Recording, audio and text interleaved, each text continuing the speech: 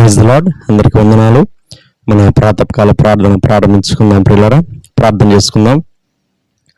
ధవలవర్ణుడా, రత్నవర్ణుడా, 10,000 అతి కాంక్షణీయుడా యేసయ్య, మీకే స్తుతులు స్తోత్రాలు వందనాలు చెల్లించుకుంటున్నాను ఆయన. దేవా, మీ ప్రేమ కొరకు స్తోత్రాలు, మీ కృప కొరకు స్తోత్రాలు. దేవా, దినదినం నూతనమైనటువంటి వాత్సల్యంతో మీరు మమ్మల్ని నింపుతూ బలపరుస్తూ నడిపిస్తున్న విధానం అంతటి కొరకు మీ స్తోత్రాలు వందనాలు చెల్లించుకుంటున్నాను ఆయన. దేవా మరి తండ్రి నాయన, అయ్యా ఈ యొక్క నూతన దినంలో ప్రాతకాల సమయంలో దేవా మరి తండ్రి మీ ముఖ దర్శనాన్ని చేసుకోవడానికి మాకు ఇస్తున్నటువంటి భాగ్యం కొరకు మీ స్తోత్రాలు వందనాలు చెల్లించుకుంటున్నాం. స్థుతితో మిమ్మల్ని ఎదుర్కోవడానికి దేవా మీరు ఇచ్చినటువంటి మంచి సమయం కొరకు మీ స్తోత్రాలు వందనాలు చెల్లించుకుంటున్నాం. దేవా మరి తండ్రి ప్రభువా, ఈ సమయం అంతటిని మా కొరకు దీవించమని ప్రార్థన చేస్తున్నాం. దేవా, మీరు మా జీవితాల్లో చేస్తున్నటువంటి మేలులు ఉపకారములు జ్ఞాపకం చేసుకొని ఇదిగో ప్రభా ఎక్కువ జావను మిమ్మల్ని స్తుతిస్తున్నాం, మిమ్మల్ని ఘనపరుస్తున్నాం, మిమ్మల్ని హెచ్చిస్తున్నాం ఆయన. మీ ఔన్నత్యాన్ని బట్టి, మీ శక్తిని బట్టి, మీ బలమును బట్టి దేవా మిమ్మల్ని ఎంతగానో స్తుతించబద్దులై ఉన్నాం. ఇదిగో ప్రభా మరి తండ్రి పాట పాడటం ద్వారా దేవా మరి తండ్రి నాయన మరి మీ నామానికి మహిమ తెచ్చుకోమని ప్రార్థన చేస్తున్నాం. దేవా మరి తండ్రి మా స్థుతుల మీద మీరు ఆశీనులై ఉండమని ప్రార్థన చేస్తున్నాం. మీకు స్తోత్రాలు వందనాలు. దేవా మీరు కృప చూపించండి. అలాగే మరి తండ్రి నాయన 91వ కీర్తన చదువుకునే సమయం అంతటిని కూడా మా కొరకు దీవించమని ప్రార్థన చేస్తున్నాను ఆయన. దేవా మరి తండ్రి మీ వాక్కులు వాగ్దానాలు దేవా మరి తండ్రి మా పక్షంగా గొప్పగా మీరు నెరవేర్చమని ప్రార్థన చేస్తున్నాం. మీకు స్తోత్రాలు. దేవా మీ వాక్కు ఎంతైనా నమ్మదగిన వాక్యం. దేవాందుని బట్టి మీకు స్తోత్రాలు. మీరు వాగ్దానం చేస్తే దాన్ని గొప్పగా నెరవేర్చేటువంటి గొప్ప దేవుడవు. దేవాందుని బట్టి మీకు స్తోత్రాలు. విశ్వాసంతో మీ వాక్కులు వాగ్దానాలు మేము ఆయన జ్ఞాపకం చేసుకుంటూ ఉండగా, చదువుకుంటూ ఉండగా ఈ సమయం అంతటిని మా కొరకు దీవించమని ప్రార్థన చేస్తున్నాం. మీకు స్తోత్రాలు వందనాలు ఆయన. ఇదిగో ప్రభా మరి తండ్రి అయా వాక్యం వినే సమయం అంతటిని కూడా మా కొరకు దీవించమని ప్రార్థన చేస్తున్నాం. ప్రతిదినం ప్రభా మరి తండ్రి నాయన అయా మీ దైవజనుల్ని మీ ఆత్మాభిషేకంతో నింపి దేవా మరి తండ్రి ప్రభా నాయన బలంగా మీరు వాడుకుంటున్న విధానం అంతటి కొరకు మీ స్తోత్రాలు వందనాలు చేయించుకుంటున్నాం. మరి ఈ దినం కూడా ప్రభా మీ వాక్యం ద్వారా మా దైవజనుల ద్వారా మీరు మాతో మాట్లాడమని ప్రార్థన చేస్తున్నాం. వినగలిగే చెవులు, గ్రహించగలిగే హృదయాలు, దాచుకునే మనస్సు మెండుగా మీరు మాకు అనుగ్రహించమని ప్రార్థన చేస్తున్నాను ఆయన. ఈ దేవా ప్రభా ఈ సమయంలో మీ వాక్యపు దీవెనలతో మమ్మల్ని అందరినీ కూడా నింపమని ప్రార్థన చేస్తున్నాం. మీ స్తోత్రాలు. సమస్త విషయాలు కృప చూపించండి. మీ నామానికి మహిమ తెచ్చుకోండి. ఇదిగో ప్రభా చివరి ప్రార్థన ఆశీర్వాదముల వరకు మీ సన్నిధి మాకు తోడుగా ఉంచమని ప్రార్థన చేస్తున్నాం. మీ స్తోత్రాలు ఆయన. ఓ ప్రభా ముందున సమయం అంతటిని కూడా మా కొరకు దీవించమని ముందున సమయం అంతటిని మీకు అప్పచెబుతూ యేసుక్రీస్తు వారైతే పరిశుద్ధమైన నామంలో స్తుతించి ప్రార్థన చేసి అడిగి వేడుకొంచున్నాం పరలోకపు తండ్రి, ఆమేన్. సమయంలో ఒక పాట పాడి దేవుని నామాన్ని మహిమపరుద్దాం. ప్రియులరా, షారోన్ ఆత్మీయ గీతాల్లో నుంచి 164వ పాట పాడుకుందాం. 164వ పాట. హల్లెలూయా పాడేదా, ప్రభు నిన్ను కొనియాడేదా. హల్లెలూయా పాడేదా, ప్రభు నిన్ను కొనియాడేదా. ఎందరూ నిన్ను చూచిరో వారికి వెలుగు కలిగినా. ఎందరూ నిన్ను చూచిరో వారికి వెలుగు కలిగిన్. ప్రభువానే వెలుగొంది నా జీవంపు జ్యోతివి నీవే. ప్రభువానే వెలుగొంది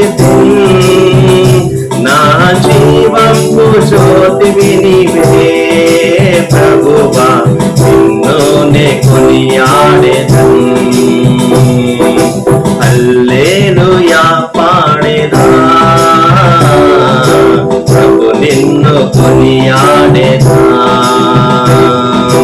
హల్లెలూయా పాడెదా, ప్రభు నిన్ను కొనియాడెదా. భయమును పారదోని అభయమునిచ్చితివే. భయమును పారదోని అభయమునిచ్చితివే. ఎబెనేజరు నీవై ప్రభు నన్ను సంరక్షించుచుంటివి. ఎబెనేజరు నీవై ప్రభు నన్ను సంరక్షించుచుంటివి. రక్షించుచుంటివి ప్రభువా నిన్ను నే కొనియాడేదా హల్లెలూయా పాడేదా ప్రభు నిన్ను కొనియాడేదా హల్లెలూయా పాడేదా ప్రభు నిన్ను కొనియాడేదా.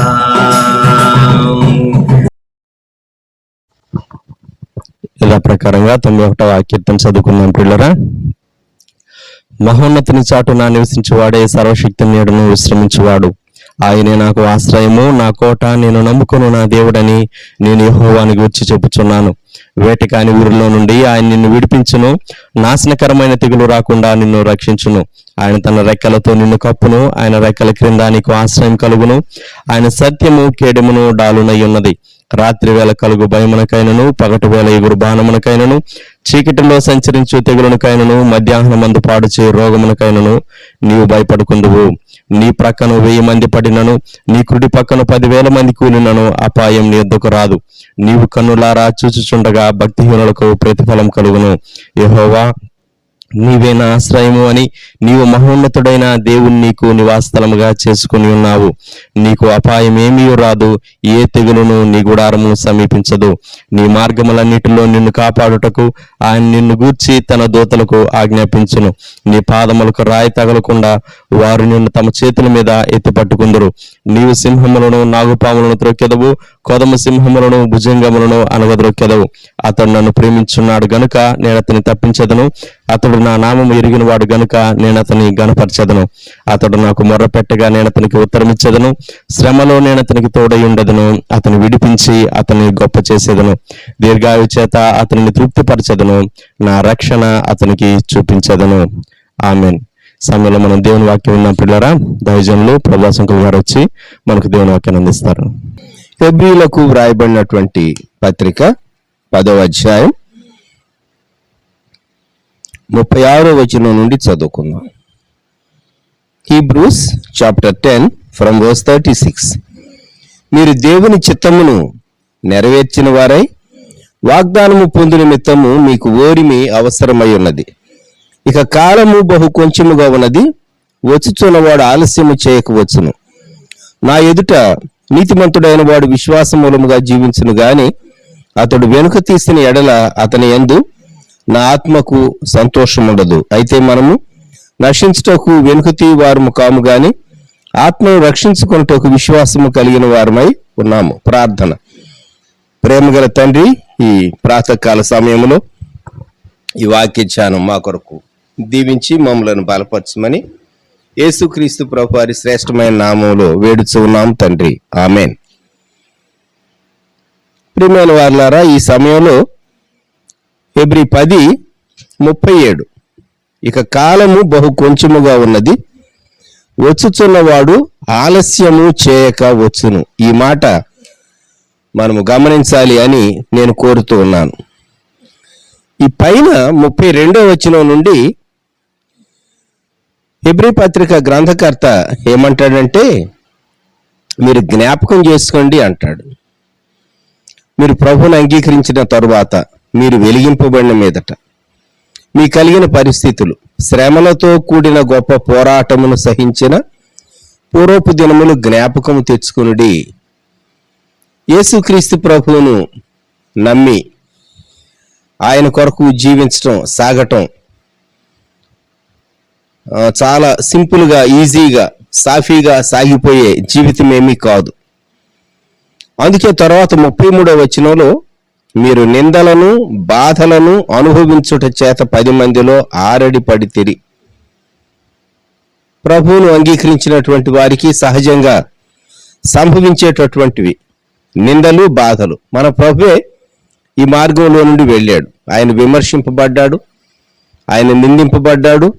ఆఖరిగా ఆయన మన రక్షణ కొరకు సిలువలో ప్రాణం పెట్టి మరణంలోనికి వెళ్ళి ఆయన తిరిగి పునరుద్ధానుడే లేచాడు. అందుకని 35వ వచనంలో ఏమంటాడంటే, మీ ధైర్యమును విడిచిపెట్టకుడి. ఇక్కడ హెబ్రీ పత్రిక గ్రంథకర్త ఆ కాలంలో మొదటి శతాబ్దంలో శ్రమలలో ఉన్నటువంటి దేవుని బిడ్డలను ఉద్దేశించి మీ ధైర్యం మీరు విడిచిపెట్టొద్దు. ప్రభువు నమ్మినందుకు మీకు నిందలు వస్తూ ఉన్నాయి, అవమానాలు వస్తూ ఉన్నాయి, బాధలు కలుగుతూ ఉన్నాయి. 10 మంది 10 మాటలు మిమ్మల్ని అంటూ ఉన్నారు. అందుకే 33లో 10 మందిలో ఆరడి పడితిరి అని చక్కని అనువాదం తెలుగు వ్రాయబడింది అక్కడ. అయితే మీరు వాగ్దానం పొందుతారు. 36వ వచనం, వాగ్దానము పొందు నిమిత్తము మీకు ఓరిమి అవసరమైనది. ఇంకొక మాట, మీరు దేవుని చిత్తమును నెరవేర్చిన వారై కామబెట్టి వాగ్దానము పొందు నిమిత్తం. విశ్వాస జీవితంలో దేవుని చిత్తం నెరవేర్చుట అనేది చాలా శ్రేష్టమైంది. దేవుని చిత్తమును గ్రహించుట, దేవుని చిత్తమును నెరవేర్చుట. దైవజనుడు భగత్ సింగ్ గారి జీవితంలో ఫైండింగ్ గాడ్స్ విల్ అనేటటువంటి దానికి, దేవుని చిత్తమును కనుగొనుట అనే అంశానికి ఆయన బహు ప్రాముఖ్యతనిచ్చాడని ఆయన పుస్తకాలు కానీ ఆయన వర్తమానాల్లో కానీ మనం గమనించవచ్చు. ఫైండింగ్ గాడ్స్ విల్, దేవుని చిత్తమును కనుగొనుట. ఆయన ఎక్కడికి వెళ్ళాలన్నా, ఎక్కడ మీటింగ్ పెట్టాలన్నా, ఎక్కడ సంఘాన్ని స్టార్ట్ చేయాలన్నా దేవుని చిత్తము, దేవుని చిత్తము, దేవుని చిత్తం. వారితో అనుభవం కలిగినటువంటి వారు ఏం చెప్పేవారంటే, ఒక అంశం కొరకు ఆయన 3 దినాలు ప్రార్థన చేసి ఆ తర్వాత ఫైనల్గా డిసైడ్ చేసేవారు అని చెప్తూ ఉంటారు. దేవుని చిత్తము 1 కనుగొనుట, 2 నెరవేర్చుట. మనం మన జీవితంలో మన కొరకు దేవుని చిత్తాన్ని కనుగొనవలసిన అవసరం ఉన్నది. మన కుటుంబం కొరకు దేవుని చిత్తాన్ని కనుగొనవలసిన అవసరం ఉన్నది. అలాగే మనం ప్రాముఖ్యమైనటువంటి అనేక విషయముల కొరకు దేవుని చిత్తమును తేటగా కనుగొనవలసిన ఆవశ్యకత ఉన్నది. చాలా సింపుల్గా ఇలాగ అయితే బాగుంటుంది కదా, ఇలాగ మంచిది కదా అని చెప్పేసేసి మనం వెళ్ళకూడదు. మనం ప్రతిదినం భోజనం చేస్తాం. నేను ఈరోజు భోజనం చేయాలా వద్దా అనే దానికోసం నువ్వు దేవుని చిత్తం కొరకు ప్రార్థించవలసిన, కనిపెట్టవలసిన అవసరత లేదు. అది సహజంగా మన శరీరానికి అవసరమైనటువంటి ఆహారము, పానీయము, ఈ విషయాల్లో అది రొటీన్గా జరుగుతుంది. కానీ నీ కుమారుణ్ణి లేక కుమార్తెను ఏ కోర్సు తీసుకోవాలి, ఎక్కడ జాయిన్ కావాలి, ఏ కాలేజీలో జాయిన్ కావాలి, లేకుంటే వారి భవిష్యత్తు కొరకైనటువంటి ఆ కెరీర్ విషయాల్లో ఎలాగూ ముందుకు వెళ్ళాలి అనేటటువంటి దాని గురించి నువ్వు ఎంతైనా ప్రార్థించాలి. కెరియర్ కొరకు, అలాగే వివాహం కొరకు కూడాను. ఇది ఈ ఏర్పాటు దేవుని చిత్తమా కాదా అనేటటువంటి విషయాలు చాలా క్లియర్గా ప్రార్థించి ప్రార్థించి ప్రార్థించి దేవుని వాగ్దానం పొంది ముందుకు సాగవలసి ఉంటూ ఉన్నది. అంతేగాని అన్నీ చాలా సింపుల్గా నాకు ఇది మంచిదనిపించింది నేను చేశాను అని యేసు ప్రభువుని ఎరిగిన బిడ్డ కూడా దేవుని చిత్తమును దాని గురించి కనుగొనకుండా లేక నిశ్చయిత లేకుండా ముందుకు సాగి వెళితే కొన్ని మార్లు ఇబ్బందులకు గురవుతూ ఉంటారు. అందుకే ఇక్కడ ఒక హెచ్చరిక ఏంటంటే, మీరు దేవుని చిత్తమును నెరవేర్చిన వారై వాగ్దానము పొందు నిమిత్తము మీకు ఓరిమి అవసరమైనది. ఓర్పు, వెయిటింగ్, సహనం. కొన్ని మార్లు మనం అనుకున్న సమయంలో వెంటనే దేవుడు జవాబు చెప్పడు. దేవుడు జవాబు చెప్పటం లేదు. నేను ఇంత ఆశతో అడుగుతున్నాను, ఇంత పట్టుదలతో అడుగుతున్నాను, నాకెందుకు దేవుడు చెప్పటం లేదు అని మనం ఆయాసపడకూడదు, దేవుని పైన కష్టపడకూడదు. దేవునికి ఏదో ఒక ఉద్దేశం ఉంటుంది, అందుకే ఓర్చుకోవాలి. ఇక్కడ 37వ వచనంలో, ఇక కాలము బహు కొంచెముగా ఉన్నది, వచ్చుచున్నవాడు ఆలస్యము చేయక వచ్చును. యేసుక్రీస్తు ప్రభు యొక్క 2వ రాకడను గూర్చి ఈ మాట చెప్పబడుతూ ఉన్నది. నా ఎదుట నీతిమంతుడైన వాడు విశ్వాస మూలముగా జీవించును. మనము ఈ భాగం జ్ఞాపకం చేసుకుంటూ ఉంటే, ప్రభు మనకు శ్రేష్టమైనటువంటి రీతిగా ఆయన త్వరగా వచ్చి సంఘమును తీసుకుని వెళ్ళేటటువంటి ప్రభు. అంతేకాదు, ప్రభు ఆయన విశ్వసించినటువంటి వారిని బలపరిచి అనేక ఆత్మలను రక్షించడానికి మనకు సహాయం చేసి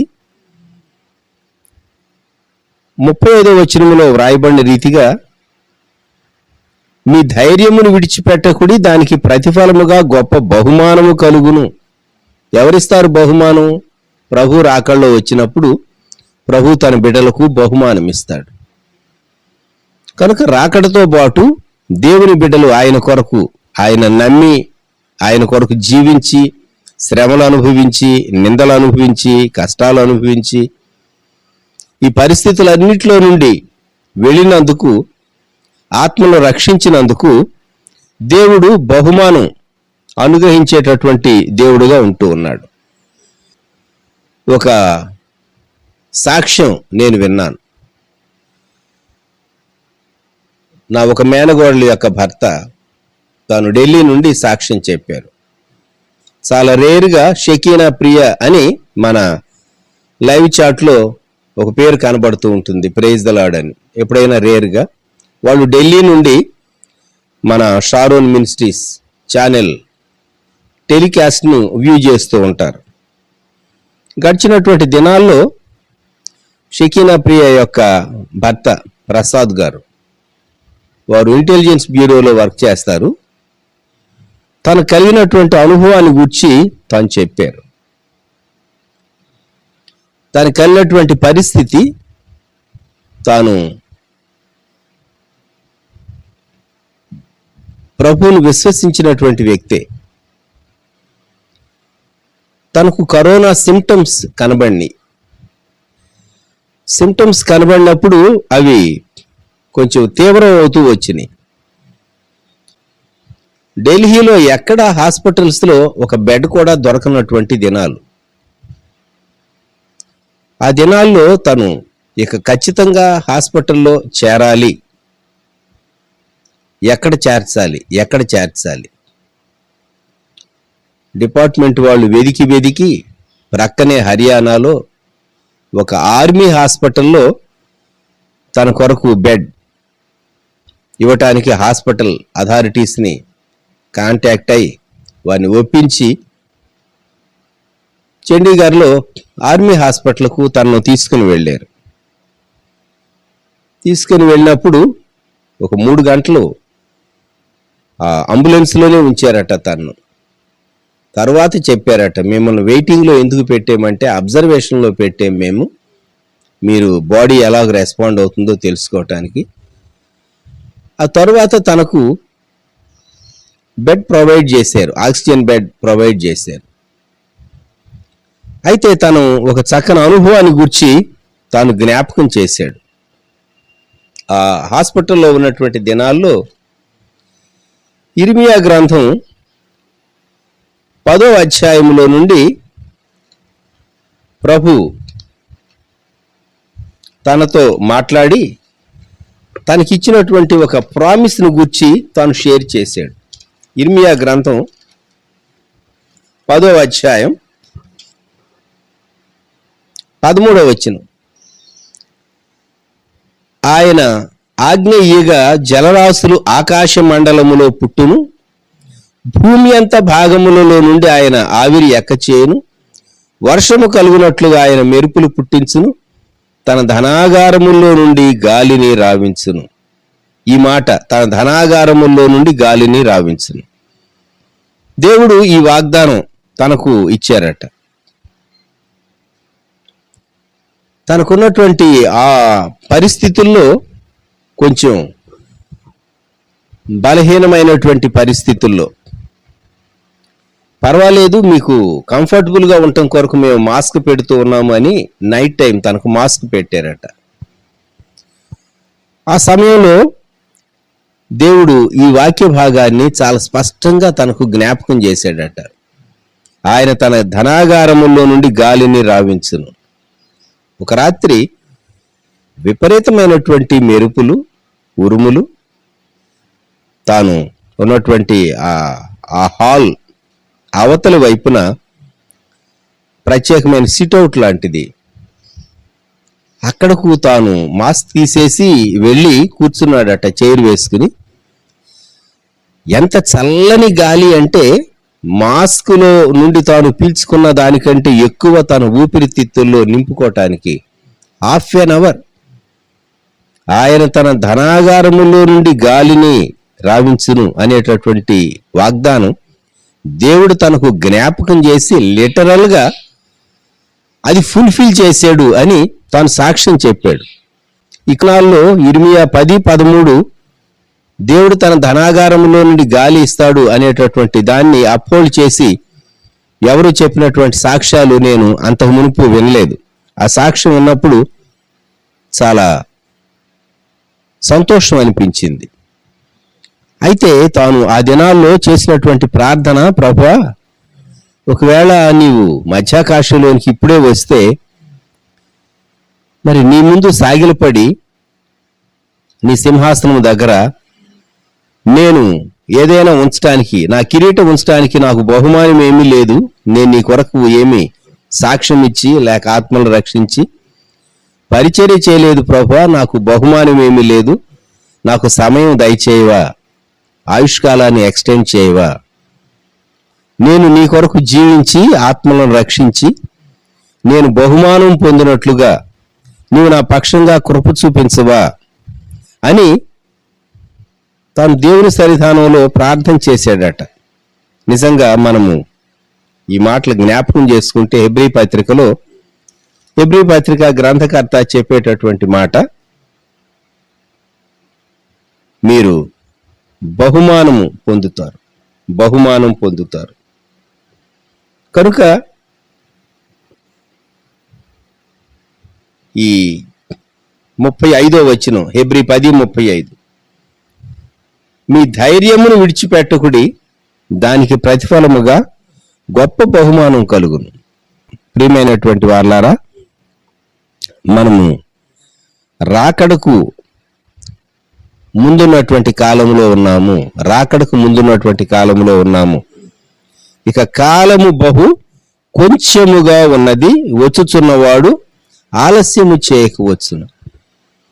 ఎందుకు పదే ప్రభు రాకడ గురించి మీరు చెప్తూ ఉన్నారు? ఇది ప్రభు రాకడ త్వరగా సంభవించే దినాలే కాబట్టి మనము ఖచ్చితంగా చెప్పుకోవాలి. హబక్కూకు తన గ్రంథంలో ఎప్పుడో పాత నిబంధన కాలంలో యేసుక్రీస్తు ప్రభు మొదటి పర్యాయము భూమి మీదకి శరీరధారిగా రాకముందే ఆయన వ్రాసినటువంటి మాట. హబక్కూకు గ్రంథం 2వ అధ్యాయం 3వ వచనం, ఆ దర్శన విషయము నిర్ణయకాలమున జరుగును, సమాప్తమగుటకై ఆతురపడుచున్నది, అది తప్పక నెరవేరును, అది ఆలస్యముగా వచ్చినను దాని కొరకు కనిపెట్టుము, అది తప్పక జరుగును, జాగు చేయకవచ్చును. వారు యథార్థపరులు కాక తమలో తాము అతిశయపడుదురు, అయితే నీతిమంతుడు విశ్వాసమూలముగా బ్రతుకును. హబక్కూకు చెప్పినటువంటి ఈ మాటలు తప్పక దేవుడు ఆయన నెరవేరుస్తాడు, కనిపెట్టాలి. ఆ హబక్కూకు గ్రంథం 1వ అధ్యాయంలో హబక్కూకు వేసినటువంటి ప్రశ్నలకు దేవుడు భక్తునికి ప్రవక్తకి ఇచ్చినటువంటి జవాబు ఏమని? 2:2లో, చదువువాడు పరుగెత్తుచు చదువ వీలగునట్లు నీవు ఆ దర్శన విషయమును పలక మీద స్పష్టముగా వ్రాయము. పలక మీద అంటే మామూలు ఎలిమెంటరీ స్కూల్లో పిల్లలు వాడే స్లేట్ కాదు, అది పెద్ద బోర్డు పైన అని హబక్కూకు వ్రాసేడు ఈ మాట. వాళ్ళకి అర్థమై ఉండదు ఆ కాలంలో. పరిగెత్తే వాళ్ళు ఎలాగూ పలక మీద ఉన్న చదువుతారు, మనము కారులోనో బస్సుల్లో ట్రైన్లో ప్రయాణం చేసేటప్పుడు లేక పెద్ద బోర్డులు మనం చూస్తూ ఉంటాం. ఎంత పెద్ద బోర్డులు అంటే అలా తల తిప్పితేనే ఆ బోర్డు పైన ఏమి రాయబడిందో అక్షరాలు మనకు కనబడుతూ ఉంటాయి. కొన్ని మార్లు 20వ శతాబ్దంలోనే ఈ సైన్ బోర్డ్స్ అనేవి చాలా విపరీతంగా, ఈవెన్ ఎలక్ట్రానిక్ డిజిటల్ బోర్డ్స్ మనం చూస్తూ ఉంటాం. అలాగే పెయింటెడ్ బోర్డ్స్ మనం చూస్తూ ఉంటాం. చాలా పెద్ద ఫ్లెక్సీలు మనం చూస్తూ ఉన్నాం. కొన్ని దేవుడు ఎప్పుడో వ్రాయించినటువంటి విషయాలు. పరిగెత్తేటటువంటి వాళ్ళు కూడా చదవటానికి వీలయ్యేటట్లు. అయితే మనం చూచేవి లోక సంబంధమైనవి అనుకోండి. దేవుడు ఏం చెప్పాడంటే నీతిమంతుడు విశ్వాస మూలముగా బ్రతుకును అనేది చాలా స్పష్టంగా పెద్ద బోర్డు మీద ఎవరైనా పరిగెత్తేటప్పుడు సహా చదవగలిగేటట్లు, చూడగలిగేటట్లు నువ్వు వ్రాయించు అని. అంటే లోకమంతటికి ఇది వెల్లడిపరచబడాలి. మనం ఈ దినాల్లో రాకడకు ముందు ఉన్నటువంటి కాలంలో ఉన్నటువంటి మనము జ్ఞాపకం చేసుకోవాల్సింది, ప్రభు త్వరగా రాబోతూ ఉన్నాడు. నా చిన్ననాటి అనుభవం నేను ఒకటి చెప్తాను. నాకు మేనమామ గారు, ఒకే ఒక మేనమామ గారు ఉండేవారు, రెవరెండ్ జి దేవసహాయం గారు. నేను ఎలిమెంటరీ స్కూల్లో చదివే కాలంలో పోస్ట్ కార్డు ఆయన నెలకు ఒక పర్యాయమైన ఖచ్చితంగా వ్రాసేవాడు. ఆ కార్డు కాబట్టి ఓపెన్గా ఉన్నది కనుక ఎవరు రాశారు, మామయ్య రాశారా, ఏమి రాశారు అని చదివేవాళ్ళం. ప్రియమైనటువంటి బావమర్దికి, చెల్లికి యేసుక్రీస్తు ప్రభు నామములో శుభమని చెప్పి వ్రాయినది అని ఆయన కార్డులో బిగించేసి మ్యాటర్ రాసేవారు. తన క్షేమాన్ని గూర్చి, అలాగే మా క్షేమాన్ని గూర్చి విచారిస్తూ. ఆ పైన కుడివైపున చివర డేట్ ఉండేది. కార్డు బిగించేసేటప్పుడు మరణాత, MARANATHA మరణాత అని ఉండేది. నేను ఎలిమెంటరీ స్కూల్ చదివే రోజుల్లో నేను అనుకునేవాడిని, మామయ్య ఎప్పుడు రాసినా ఈ ఊరికి వచ్చి అక్కడి నుంచి రాస్తూ ఉంటాడేంటి ఈ కార్డు, మరణాత అనేది ఊరి పేరేమో అనుకునేవాడిని చిన్నప్పుడు. ఆ తర్వాత నాకు అర్థమైంది, మరణాత అనేది ఊరి పేరు కాదు, అది శుభవచనం. ప్రభు వచ్చి ఉన్నాడు, ప్రభు వచ్చుచున్నాడు, లేక ప్రభువా త్వరగా రమ్ము అని మరి దేవుని గ్రంథంలో ఉన్నది. మరణాత అనేది 1 కొరింథీ పత్రిక 16వ అధ్యాయం 22వ వచనం. ప్రభువు వచ్చుచున్నాడు అని 1 అని వేసి ఫుట్ నోట్లో, లేక ఆదిమ భాషలో మరణ్ ఆత అనగా ప్రభువు వచ్చుచున్నాడు, లేక ప్రభువు వచ్చి ఉన్నాడు, లేక ప్రభువా రమ్ము. అది తర్వాత కాలంలో నేను హై స్కూల్కి వచ్చిన తర్వాత మరణాత అనేది ఊరి పేరు కాదు, మరణాత అనేది ప్రభు త్వరగా రాబోతూ ఉన్నాడు అని జ్ఞాపకం చేయటానికి ఆయన మొదట మరణాత అని వ్రాసి ఆ తర్వాత కార్డులో మ్యాటర్ బిగిన్ చేసేవాడని తర్వాత నాకు అర్థమైంది.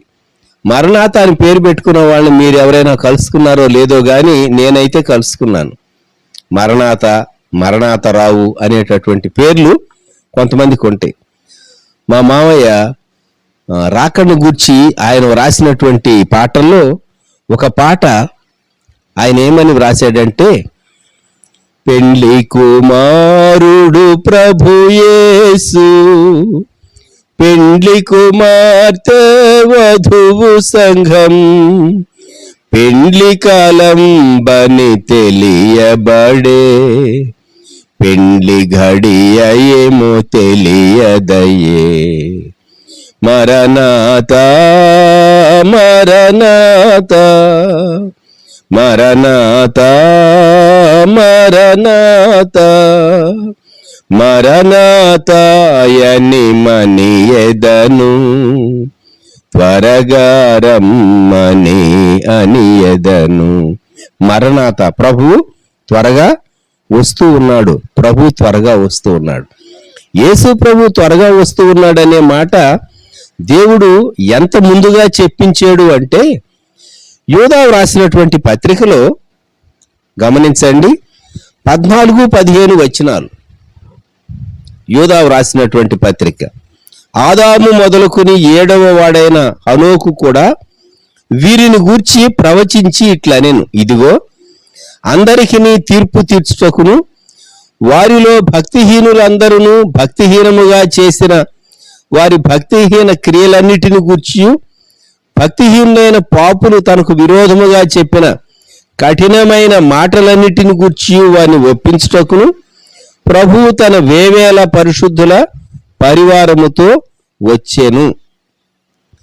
ఈనక్, హనోకు ఈ ప్రవచనం చెప్పాడు. హనోకు ప్రవచనం చెప్పినట్లుగా మనము ఆదికాండ గ్రంథంలో చూడం. హనోకు ఎవరు? ఇక్కడ ఏమని వ్రాయబడిందంటే ఆదాము మొదలుకొని 7వ వాడు. He is the seventh man. ఆదికాండం 5వ అధ్యాయంలో, అలాగే లూకాసు వార్త 3వ అధ్యాయంలో వ్రాయబడినటువంటి వంశావళులు మనం పరిశీలిస్తే ఆదాము కుమారుడు షేతు కుమారుడు ఎనోషు కుమారుడు కేయినాను కుమారుడు మహలలేలు కుమారుడు ఎరెదు యొక్క కుమారుడు హనోకు, అనగా 7వ వాడు. ఆదాము మొదలుకొని 7వ వాడైన హనోకు ఎప్పుడు చెప్పాడు ప్రవచనం?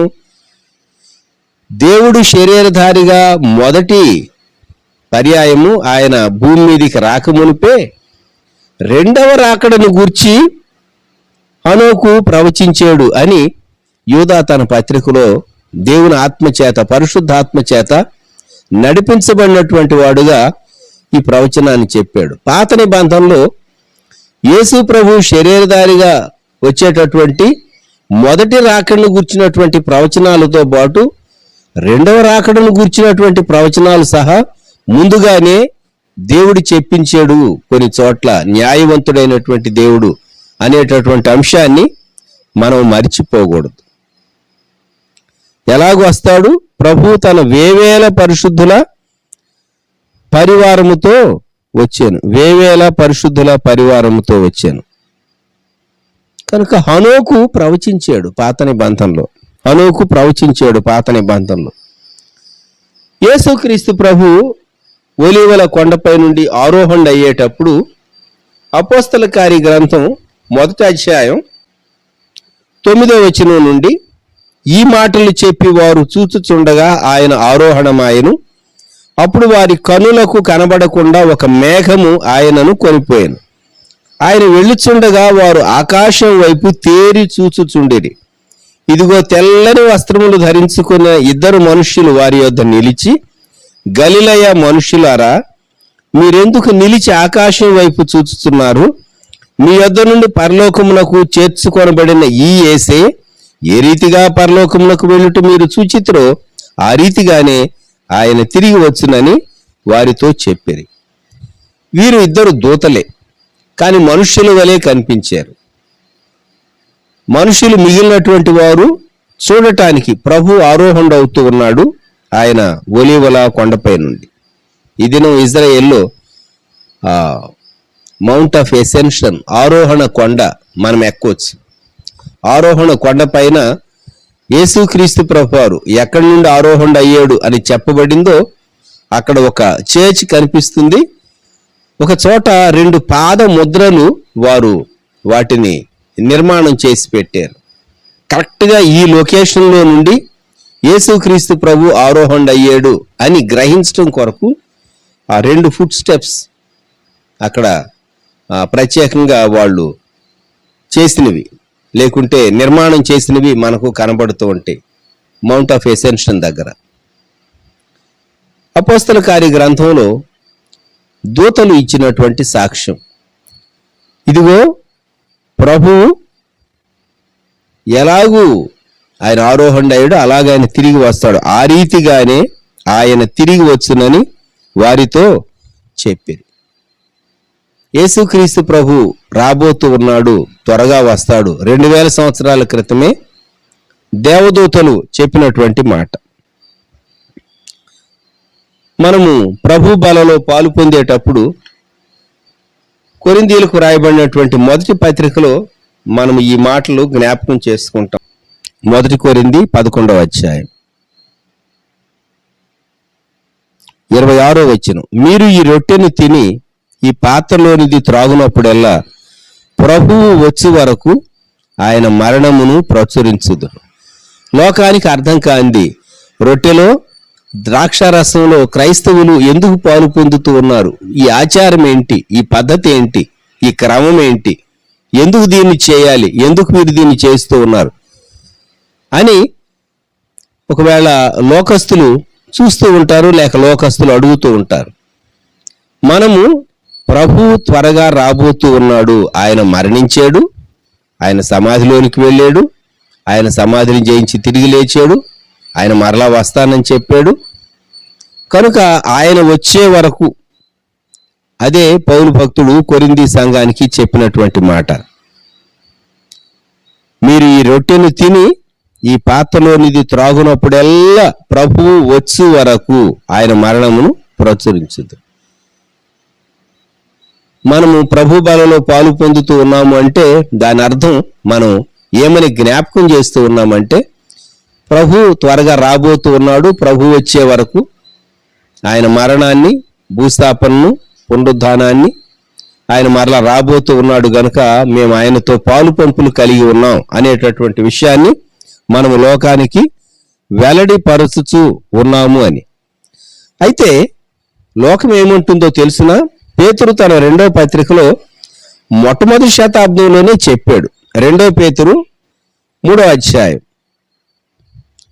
8వ వచనం నుండి, ప్రియులారా, ఒక సంగతి మరచిపోకుడి, ఏమనగా ప్రభు దృష్టికి ఒక దినము 1000 సంవత్సరముల వలెను, 1000 సంవత్సరములు ఒక దినము వలెను ఉన్నవి. కొందరు ఆలస్యమని ఎంచుకున్నట్లు ప్రభు తన వాగ్దానమును గూర్చి ఆలస్యము చేయవాడు కాడు గాని ఎవడును నశింపవల్లని ఇచ్చేయింపక అందరూ మారు మనస్సు పొందవల్లని కోరుచు మీ ఎడల దీర్ఘశాంతము గలవాడై ఉన్నాడు. ప్రభువారు త్వరగా వస్తాడు. ఆ 10వ వచనం నుండి, అయితే ప్రభు దినము దొంగ వచ్చినట్లు వచ్చును, ఆ దినమున ఆకాశములు మహాధ్వని ధ్వనితో గతించిపోవును, పంచభూతములు మిక్కటమైన వేండ్రముతో లయమైపోవును, భూమియు దాని మీదనున్న కృత్యములను కాలిపోవును. మొదటి శతాబ్దంలో పేతురు భక్తుడు ప్రభు త్వరగా వస్తాడు, ఆయన ఆలస్యం చేయడు అని చెప్పాడు. ఇక్కడ 8వ వచనంలో ఒక క్యాలిక్యులేషన్ ఉన్నది. ఏంటంటే ఆ క్యాలిక్యులేషన్, ప్రభు దృష్టికి ఒక దినము 1000 సంవత్సరముల వలన, 1000 సంవత్సరములు ఒక దినము వలన ఉన్నవి. 1000 సంవత్సరాలు ఒక రోజు అని అనుకుంటే 2000 సంవత్సరాలు గతించిపోయినాయి. అంటే 2 రోజులు అయిపోయినాయి. మూడవ రోజు పునరుద్ధాన దినం, మూడవ దినం. ఒక లెక్క ప్రకారం ప్రభు 3వ దినం రావాలి అంతే. కనుక మనము ప్రభు వచ్చేటటువంటి దినాల్లో మనం ఉంటూ ఉన్నాము. ప్రకటన గ్రంథం 22వ అధ్యాయంలో ప్రభు వ్రాయించినటువంటి మాట, ప్రకటన గ్రంథం 22:12, ఇదిగో త్వరగా వచ్చుచున్నాను.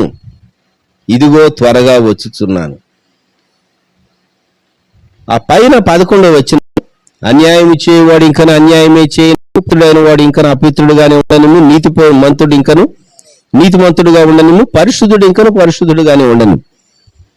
చివరి దినాలు ఎలాగుంటాయి అంటే మార్పు చెందటానికి అవకాశం తక్కువ.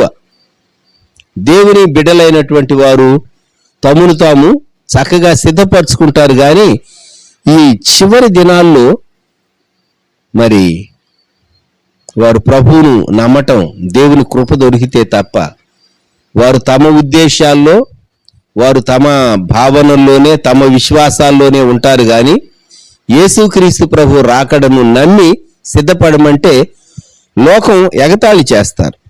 భక్తుడు ఏమని పాఠం రాశాడంటే, త్వరగా రానున్న యేసు త్వరగానే రమ్ము తండ్రి, త్వరగా వచ్చు ప్రభువ చురుకు కనమిమ్ము నే త్వరపడగలను, విశ్వాసులే నేటి రాకడ విశ్వసింపరనుచు చెప్పి విశ్వాసము పోగొట్టుకొనక విశ్వాసము చేపట్టుకొందును అని వ్రాశాడు. ప్రభువా త్వరగా రా, కమ్ లార్డ్ జీసస్, యేసు ప్రభువా త్వరగా రా. ఇది మన ప్రార్థన అయి ఉండాలి. అందుకే రాకడ దినాల్లో ఉన్నటువంటి మనము ప్రతిరోజు రాకడ వాక్య భాగం చదువుకోవాలి, రాకడ ప్రార్థన చేయాలి, రాకడ స్తుతి కూడా చేయాలి. ప్రభు యొక్క రాకడను మనం దృష్టిలో పెట్టుకుని చేయవలసినటువంటి స్తుతి ఉన్నది, దైవ లక్షణాల స్తుతి ఉన్నది, రాకడ స్తుతి కూడా ఉన్నది. రాకడలో ఎత్తబడేటటువంటి వారి వరుస. విషవాణి రేడియోలో ఈ పాట వచ్చేది చాలా సంవత్సరాల క్రితం, గగనము చీల్చుకొని యేసు గనులను తీసుకొని వేలాది దూతలతో భూమికి వేగమే రానుండే అని. కనుక దేవుడు రాకడ ధ్వని వినిపిస్తూ ఉన్నాడు. నేను త్వరగా వస్తూ ఉన్నాను అని ప్రభు చెప్తూ ఉన్నాడు. నేను త్వరగా వస్తూ ఉన్నాను అని ప్రభు చెప్తూ ఉన్నాడు. లోకమంతా ఈ మహాశ్రమలో నుండి వెళ్ళేటటువంటి కాలంలో ప్రభు పిల్లలమైనటువంటి మనం ఓ ప్రక్క రాకడకు సిద్ధపడాలి, ఓ ప్రక్క ఇబ్బందుల్లో నుండి కష్టాల్లో నుండి వెళ్ళేటటువంటి వారు మరి దేవుని వాక్య భాగాన్ని జ్ఞాపకం చేసుకోవాలి. ఎందుకు? దేవుడు వార్తాపత్రికలో నుండి కూడా సువార్త వినిపిస్తూ ఉన్నాడు, క్రైస్తవేతరులకు వినిపిస్తూ ఉన్నాడు, హెచ్చరిక చేస్తూ ఉన్నాడు. దేవుడు ఎంత న్యాయవంతుడు! ప్రభు త్వరగా రాబోతూ ఉన్నాడు. ధైర్యం తెచ్చుకుందాం, ప్రార్థన చేసుకుందాం. ప్రేమగల మా ప్రభువా, పరిశుద్ధుడైన తండ్రి, గొప్ప రక్షక, మహోన్నతుడా, మీకు వందనములు, స్తుతులు, స్తోత్రములు. ఈ ప్రాతకాల సమయంలో వచ్చుచున్నవాడు ఆలస్యము చేయక వచ్చును అని రాకడ ధ్వని మీరు మాకు వినిపించినందుకు స్తోత్రాలు. ఇది రాకడ కాలమే అని మేము గ్రహించడానికి కృప అనుగ్రహించమని ప్రార్థన చేస్తూ ఉన్నాం. రాకడను విశ్వసించడానికి సహాయం చేయండి. రాకడ సిద్ధపాటు మీరు మాకు దయచేయండి. సంఘానికి రాకడ సిద్ధపాటు మీరు అనుగ్రహిస్తూ ఉన్నారు. లోకానికి కూడా దేవా మీ రాకడను గూర్చినటువంటి సంగతులు క్రైస్తవ బిడ్డల ద్వారా వెల్లడిపరుస్తూ ఉన్నారు. సువార్త మీరు చెప్తూ ఉన్నారు. దేవా మీకు స్తోత్రాలు. యేసుక్రీస్తు ప్రభువును విశ్వసించినటువంటి వారు కష్ట పరిస్థితుల్లో సహా ఎలాగో ధైర్యంగా నిలవబడి తమ విశ్వాసాన్ని కాపాడుకుంటారో, క్రైస్తవులను చూచి లోకం గ్రహించగలిగినట్లు, యేసు ప్రభువుని గురించి తెలుసుకోగలిగేటట్లు అవకాశం మీరు ఇస్తున్నందుకు స్తోత్రాలు. మీరు త్వరగా వస్తానని చెప్పారు. ప్రభు బలలో మేము పాలు పొందే అంశము ఆ విషయాన్ని జ్ఞాపకం చేస్తుంది. ఒలీవల కొండపైన 20 దేవదూతలు ఆయన తిరిగి ఎలాగో ఆరోహణయ్యాడో అలాగూ ఆయన తిరిగి వస్తాడని, ప్రభు తన వేవేల పరిశుద్ధుల పరివారంతో వచ్చినని ఆదాము మొదలుకొని 7వ వాడైన హనోకు ఎప్పుడో రాసి పెట్టాడు. ప్రియ ప్రభు, మీరు త్వరగా రాబోతున్నారు. మరోసారి రాకడ ధ్వని మేము వినటానికి, ఆత్మలో సిద్ధపడటానికి కృప అనుగ్రహించండి. మానవ హద్దుబాటులో విత్తబడినటువంటి వాక్యమునకు నీరు కట్టి ఫలింపచేయండి. మీకే మహిమ, ఘనత, ప్రభావము, స్తోత్రము చెల్లిస్తూ వ్యూ చేస్తున్నటువంటి బిడ్డలందరినీ ఆశీర్వదించండి. వారి కుటుంబాలను దీవించండి. రేపటి కొరకు మమ్మల్ని సిద్ధపరచండి. యేసుక్రీస్తు ప్రభు నామములో ప్రార్థిస్తూ ఉన్నాము తండ్రి, ఆమేన్. మన ప్రభు అయిన యేసుక్రీస్తు వారి కృప, దేవుని ప్రేమ, పరిశుద్ధాత్ముని అన్యోన్య సహవాసం సదాకాలం సంఘమునకు తోడై ఉండును గాక. ఆమేన్.